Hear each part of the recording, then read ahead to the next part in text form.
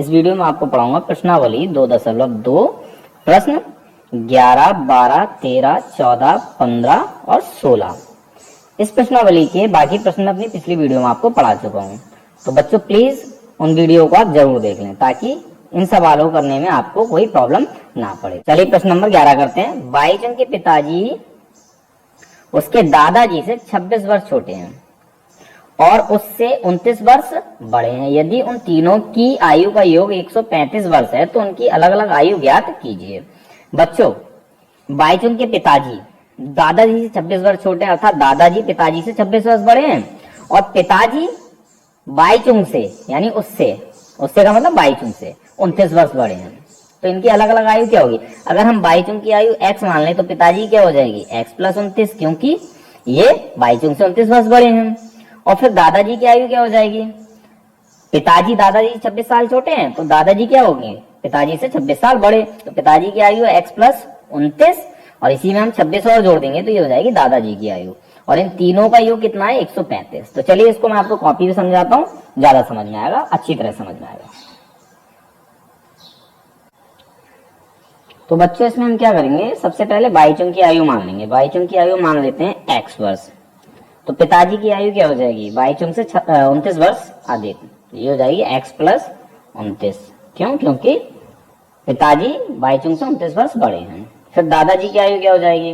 दादाजी से पिताजी 26 साल छोटे हैं तो दादाजी क्या है? पिताजी से 26 साल बड़े हैं। तो यहाँ पिताजी की आयु में हम क्या करेंगे? 26 साल और जोड़ देंगे तो ये हो जाएगी दादाजी की आयु। यहाँ सब में वर्ष लिख देते हैं, वर्ष और वर्ष, ठीक है। फिर लिखेंगे प्रश्नानुसार।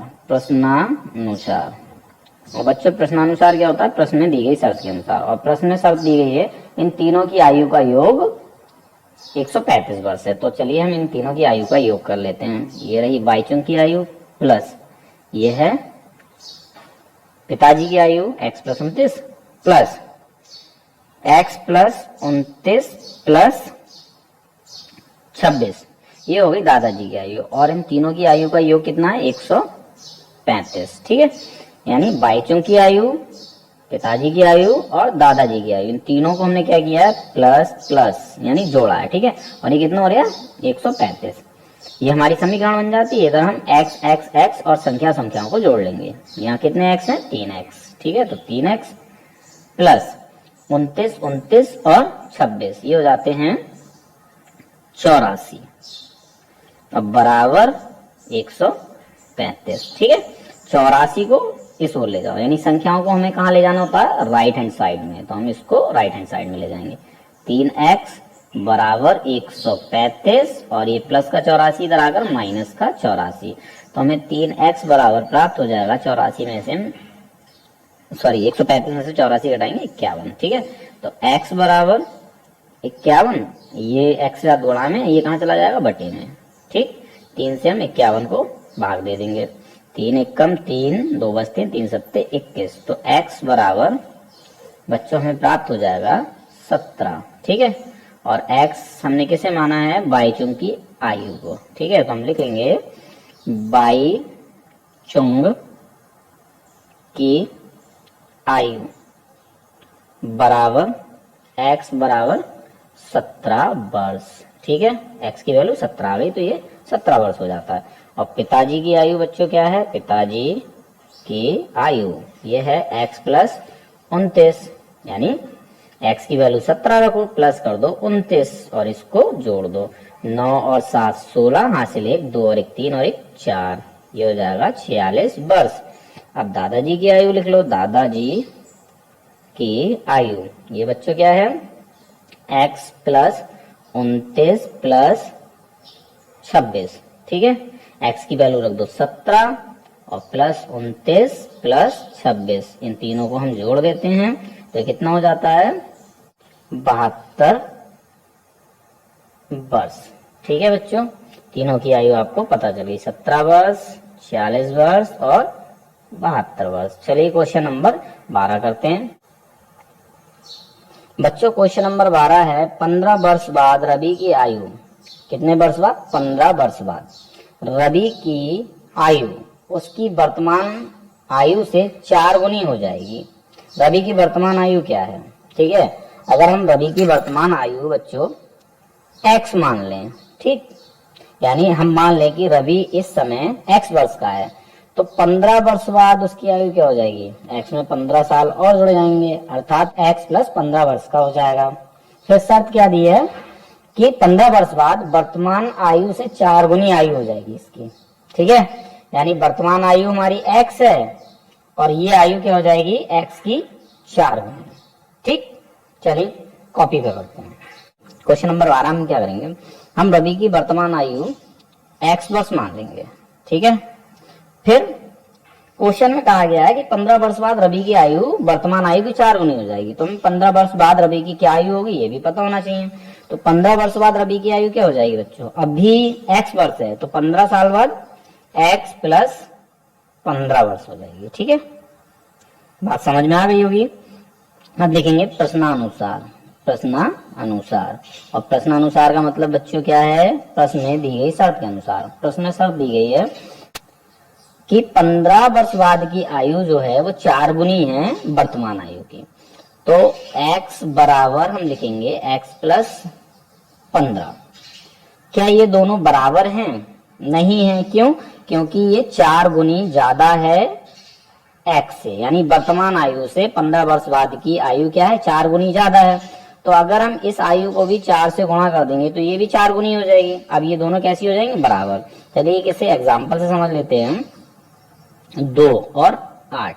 ठीक है, क्या दोनों बराबर हैं, नहीं है बराबर, ये क्या है 4 गुना ज्यादा है। तो अगर हम इस 2 को भी 4 से गुणा कर दें तो ये भी 4 गुनी हो जाएगी। अब दोनों कैसी हो जाएंगे, बराबर। ठीक, वही हमने इसमें किया है।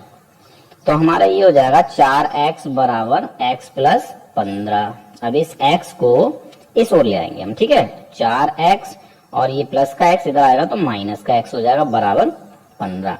हम चर को एक साइड में करते हैं और संख्याओं को एक साइड में। ठीक है, 4x में से एक x घटाएंगे, बचेगा 3x बराबर 15। वैल्यू हमें निकालनी है x की, तो x बराबर बच्चों क्या हो जाएगा 15, और ये जो 3 है x साथ गुणा में है ये इधर आकर बटे में चला जाएगा। 3 से 15 को विभाजित कर दें, 3 पंजे 15, तो x बराबर हमें प्राप्त होता है 5। और x हमने बच्चों कैसे माना है, रवि की वर्तमान आयु को। तो हम लिख देंगे रवि की वर्तमान आयु बराबर x बराबर 5 वर्ष। और यही हमसे इस सवाल में पूछा गया है कि रवि की वर्तमान आयु क्या है, तो ये हमारा उत्तर हो जाता है। चलिए क्वेश्चन नंबर 13 करते हैं बच्चों। क्वेश्चन नंबर 13 है, एक परिमेय संख्या को, परिमेय संख्या किसे कहते हैं, जिसे हम p बटे q के रूप में लिख सकें, और सभी पूर्णांक क्या होते हैं, p बटे q के रूप में ही होते हैं, अर्थात परिमेय संख्याएं ही होती हैं। एक परिमेय संख्या को 5 बटे 2 से गुणा कर। ठीक है, हमें क्या करना है, 5 बटे 2 से गुणा करना है, उसके बाद 2 बटे 3 जोड़ने पर, और उसमें हमें 2 बटे 3 जोड़ देना है, तो हमें माइनस 7 बटे 12 प्राप्त होता है। वह संख्या क्या है, तो हम मान लेंगे वह परिमेय संख्या x है। चलिए इसको कॉपी कर करते हैं। तो बच्चों क्या करेंगे, मान लेंगे वह परिमेय संख्या x। तब प्रश्नानुसार, प्रश्न में क्या कहा गया है कि इस परिमेय संख्या में 5 बटे 2 से गुणा करें। तो ये है हमारी परिमेय संख्या x, और इसमें हम क्या करेंगे 5 बटे 2 से गुणा कर देंगे। ठीक है, 5 बटे 2 से गुणा कर दिया हमने, और फिर क्या करेंगे इसमें 2 बटे 3 जोड़ देंगे। इसको ब्रैकेट में बंद कर देता हूं मैं और इसमें जोड़ देता हूं 2 बटे 3। तब हमें प्राप्त हो जाता है -7 बटे 12। तो हम बराबर -7 बटे 12 लिख दें। ठीक, ये हमारी समीकरण बन गई। अब इसको हम क्या करेंगे, सॉल्व कर लेंगे। सबसे पहले ये जो ब्रैकेट में लिखा हुआ है इसको यहाँ पर ऐसा ही लिखा रहने दें, x गुणा 5 बटे 2 बराबर का चिन्ह लगाएं, और यहाँ पर -7 बटे 12 लिखा है तो इसे ऐसे ही लिखा रहने दें। अब इस प्लस वाले 2 बटे 3 को इधर ले जाएं, तो ये हो जाएगा माइनस का 2 बटे 3। अब सबसे पहले इसको आप सॉल्व कर लें। इसे सॉल्व कैसे करेंगे बच्चों, ये नीचे जो लिखा होता है इनका हमें एलसीएम यानी लासा लेना होता है। ठीक है, तो लासा आपको लेना आता है, नहीं आता है तो कैसे लेते हैं, देखिए 12 और 3, इनको हम क्या करेंगे सबसे छोटी संख्या से विभाजित करेंगे। 3 चौक 12 और 3 एकम 3, फिर अब देखिए यहाँ पर 4 बचा, यहाँ 1 बचा, तो सीधे सीधे 4 ले लो, 4 एकम 4 और 1 एकम 1। तो इन दोनों की हम गुणा कर देंगे तो हमें प्राप्त हो जाएगा 12। ठीक है, तो इनका एलसीएम क्या होगा 12। और दूसरी एक ट्रिक बताता हूं, अगर बड़ी संख्या छोटी संख्या से पूरी पूरी विभाजित हो रही तो बड़ी संख्या क्या हो जाती है, एलसीएम हो जाती है। ठीक है, तो यहाँ जैसे 12 3 से विभाजित तो 12 क्या है, एलसीएम। ठीक, और इसके बाद क्या करना होता है, 12 से हम इस 12 को भाग देंगे, भागफल 1 आएगा, 1 की गुणा इसके ऊपर जो अंश लिखा हुआ -1 7, इसको हम क्या करेंगे, उस भागफल से गुणा कर देंगे। तो भागफल कितना आया, 12 से 12 को भाग देने पर 1 आया, तो 1 की गुणा -7 से करेंगे तो आएगा -7। ठीक है, माइनस लगाओ, अब 3 से 12 को भाग दो, कितना भागफल आएगा 4, तो 4 की गुणा 3 के ऊपर क्या लिखा है 2, इससे कर दो 4 दूनी 8। ठीक है, बराबर चिन्ह लगा दो। अब यहाँ पर देखिए ये भी माइनस के 7 हैं और ये भी माइनस के 8 हैं। जब एक जैसे चिन्ह होते हैं तो संख्याओं को हम क्या करते हैं, जोड़ देते हैं और चिन्ह वही रखेंगे जो इन दोनों में है। तो हो जाएगा माइनस का 15, 7 और 8 15 और चिन्ह माइनस बटे 12।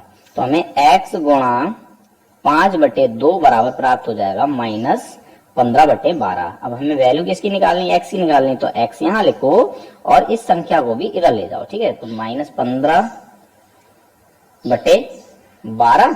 ठीक है, कोई भी संख्या चर के साथ गुणा में हो और वो बटे में हो तो साइड चेंज करने के बाद भी वो गुणा में जाती है और संख्या कैसी हो जाती है, उल्टी हो जाती है, यानी 2/5। यहाँ 5/2 है तो ये क्या हो जाएगी 2/5। ठीक, अब इसको आप डिवाइड कर लें, 5 से 15 3 बार में विभाजित होता है और 2 से 12 6 बार में विभाजित होता है। ठीक, 2 छंग 12, फिर 3 से 3 एकम 3 और 6 हो जाएगा 2 बार में विभाजित। तो कितना प्राप्त हो जाता है, x बराबर ऊपर बचता माइनस का 1 और नीचे बचेगा टोटल 2। यही हमारा आंसर हो जाएगा। ठीक है, यानी परिमेय संख्या हमारी क्या है x, और x बराबर कितना आया -1/2। ठीक है, चलिए क्वेश्चन नंबर 14 करते हैं। क्वेश्चन नंबर 14, लक्ष्मी एक बैंक में खजांची है, अर्थात लक्ष्मी बैंक में काम करती है। उसके पास नकदी के रूप में 100 रुपए, 50 रुपए और 10 रुपए वाले नोट हैं। यानी उसके पास जो रुपए हैं उसमें केवल 100 के, 50 के और 10 के नोट हैं। उनकी संख्याओं में क्रमशः 2:3:5 का अनुपात है और उनका कुल मूल्य 4 लाख रुपए है। उसके पास प्रत्येक प्रकार के कितने नोट हैं। तो देखिए यहाँ पर जो इन्होंने संख्याओं को दिया है ये है ना, ये क्या है, अनुपात है। इन्हीं को हम क्या करेंगे, x के साथ संख्याएं मान लेंगे। तो चलिए इसको मैं आपको कॉपी पे समझाता हूँ, अच्छी तरह समझना है आपको। बच्चों, सवाल में हमसे पूछा क्या गया है, नोटों की संख्या। जो अनुपात दिया है वो नोटों की संख्या नहीं है बल्कि 100 के, 50 के और 10 के नोटों का अनुपात है। पहला अनुपात 100 के नोट का, दूसरा 50 के और तीसरा 10 के। हम उन्हीं अनुपातों को x के साथ इनकी संख्या मान लेंगे। ठीक है, तो 100 के नोटों की संख्या क्या हो जाएगी, पहला अनुपात है 2, इसको x के साथ मान लें। ठीक है, 2x। 50 के नोटों की संख्या 3x और 10 के नोटों की संख्या 5x। क्लियर होगी बात। अब बच्चों इसके बाद हम इन नोटों की वैल्यू यानी मूल्य निकालेंगे कि इन नोटों का कितना कितना मूल्य है। मैंने यहाँ लिख लिया है 100 रुपए के नोटों का मूल्य, 50 रुपए के नोटों का मूल्य और 10 रुपए के नोटों का मूल्य। एग्जाम्पल के लिए बच्चों, अगर आपके पास 100 रुपए के 5 नोट हैं तो उनका कुल मूल्य क्या होगा, 5 गुणा 100, 500। ठीक है, इसको हम कहते हैं मूल्य। नोटों की संख्या को एक नोट के मूल्य से हम गुणा कर देंगे तो हमें कुल नोटों का मूल्य पता चल जाता है। ठीक, तो यही हम इस सवाल में करेंगे। 100 रुपए के नोटों का मूल्य क्या होगा बच्चों, 2x गुणा 100। क्यों, क्योंकि 2x क्या है, नोटों की संख्या। 100 के नोटों की संख्या 2x है, इसको हम 100 से गुणा कर देंगे तो ये हो जाएगा 200x रुपए। ठीक है, 50 के नोटों का कुल मूल्य, नोटों की संख्या गुणा 50, ये हो जाएगा 150x रुपए। 10 के नोटों का कुल मूल्य, नोटों की संख्या गुणा 10, ये हो जाएगा 50x रुपए। ठीक है, अब हम लिखेंगे प्रश्नानुसार। प्रश्नानुसार, और प्रश्न बच्चों शर्त क्या दी है, ये सभी जो नोट हैं इनका कुल मूल्य है 4 लाख रुपए। तो ये हमारा, अगर हम इन सारे मूल्य को जोड़ देंगे तो हमारा ये कुल मूल्य हो जाएगा 200x plus 150x plus 50x बराबर 4 लाख। ठीक है, इन सबको आप जोड़ सकते हैं तो ये हो जाएगा 400x बराबर 4 लाख। तो x बराबर 4 लाख बटे ये 400, यहाँ बटे में आ जाएंगे 400। 2 जीरो से 2 जीरो कैंसिल हो जाएंगे, 4 से 4, तो हमारा बचेगा 1000। ठीक है, तो x की वैल्यू बच्चों कितनी हो जाएगी 1000। अब हमें क्या करना है, नोटों की संख्या बतानी है। तो 100 के नोटों की संख्या क्या है 2x। ठीक है, 2 का 2 लिखें, x की वैल्यू 1000, तो ये हो जाएगा 2000। 50 के नोटों की संख्या 3x है, 3 का 3 लिखें, x की वैल्यू 1000, तो ये हो जाएगा 3000। 10 के नोटों की कुल संख्या कितनी है 5x, तो 5 का 5 लिखें, x की वैल्यू 1000, तो ये हो जाएगा 5000।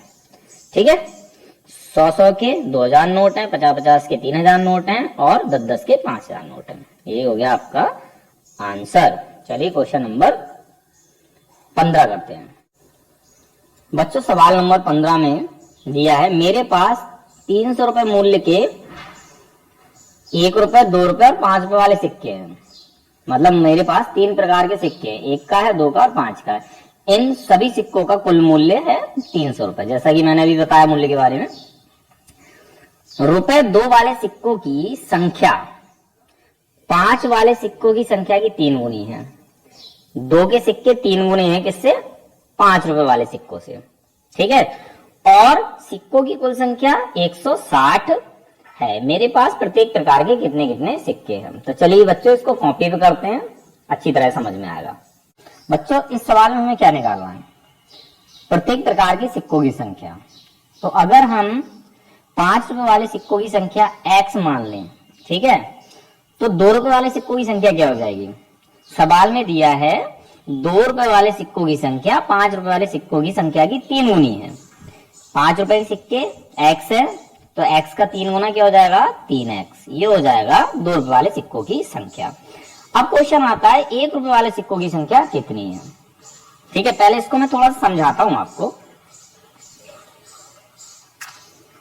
अगर आपके पास कुल 10 सिक्के हैं, ठीक है, जिसमें से 2 रुपए के 3 सिक्के हैं और 5 रुपए के 2 सिक्के हैं, ठीक है, तो 1 रुपए के कितने सिक्के होंगे। सिंपल सी बात है, इन दोनों को आप जोड़ लें 5 हो जाएगा और कुल सिक्कों में से इसको आप घटा दें, तब आपको पता चल जाएगा ये जो आंसर निकल कर आएगा वो क्या होगा 1 रुपए के सिक्के। तो 1 रुपए के कितने सिक्के 5। अब ये टोटल सिक्के कितने हो जाते हैं 10 हो जाते हैं नहीं। ठीक है, तो इसी प्रकार से हम 1 रुपए के सिक्कों की संख्या निकाल लेंगे। तो बच्चों टोटल सिक्के कितने हैं 160। तो हम क्या करेंगे 160 में से घटा देंगे इन दोनों को जोड़कर, 1x और 3x 4x को। ठीक, ये हो गया 1 रुपए के सिक्कों की संख्या। इसके बाद हम क्या करेंगे इनका मूल्य निकालेंगे, और मूल्य निकालना मैंने अभी आपको बताया ही है। ठीक है, तो चलिए इनका मूल्य निकाल लेते हैं। तो बच्चों 5 रुपए के सिक्कों का मूल्य क्या होगा 5 रुपए के सिक्कों की संख्या गुणा 5, 5x रुपए। ठीक है, 2 रुपए के सिक्कों का मूल्य क्या होगा सिक्कों की संख्या गुणा 2, तो ये हो जाएगा 6x रुपए। ठीक है, और 1 रुपए के सिक्कों का मूल्य क्या होगा सिक्कों की संख्या ये है 160 माइनस 4x और गुणा 1, तो ये कितना हो जाएगा 160 माइनस 4x रुपए। ठीक है, अब लिखेंगे हम प्रश्नानुसार। प्रश्नानुसार, और प्रश्नानुसार बच्चों क्या दिया है इन सिक्कों का कुल मूल्य 300 रुपए है। हम इन सिक्कों को सभी को जोड़ देंगे तो ये कितने के बराबर 300 रुपए के। तो चलिए यहाँ जोड़ देते हैं 5x plus 6x plus 160 minus 4x बराबर 300 रुपए। ठीक, अब इसको आप सॉल्व कर लें, इस संख्या को इधर ले जाएं और x को आप जोड़ लें। 5x और 6x 11x हो जाएंगे। 11x में से हम माइनस के 4x है तो इसे हम घटा देंगे तो कितना बचेगा 7x बराबर 300 और ये प्लस के 160 जब इधर जाएंगे तो ये हो जाएंगे माइनस के 160। तो 7x बराबर हमें प्राप्त होगा 300 में से 160 को आप घटा देंगे। 0 में से 0 0, 10 में से 6 4, 3 में से 2 में से 1 1, ठीक है 140। तो x बराबर बच्चों क्या हो जाएगा 140 और ये जो 7 है ये कहाँ चले जाएंगे बटे में, ठीक है। 7 से आप 140 को विभाजित कर दें, 7 दूनी 14 और ये 0 20 बार में विभाजित हो जाता है। तो x की वैल्यू हमें प्राप्त हो जाती है 20। अब हमें बताना क्या है सिक्कों की संख्या, तो हम लिख लेंगे यहाँ पर 5 रुपए वाले सिक्कों की संख्या क्या है बच्चों x। तो x बराबर 20 आया है, 20 है। 2 रुपए वाले सिक्कों की संख्या कितनी है 3x, तो 3 का 3 लिखें, x की वैल्यू 20 बराबर हो जाता है 60। ये है 60 सिक्के। अब बात कर लेते हैं 1 रुपए वाले सिक्के की। 1 रुपए वाले सिक्कों की संख्या ये कितनी है बच्चों 160 माइनस 4x। तो यहाँ पर 160 का 160 रखें, माइनस लगाएं, 4 लिखें और x की वैल्यू 20 रख दें।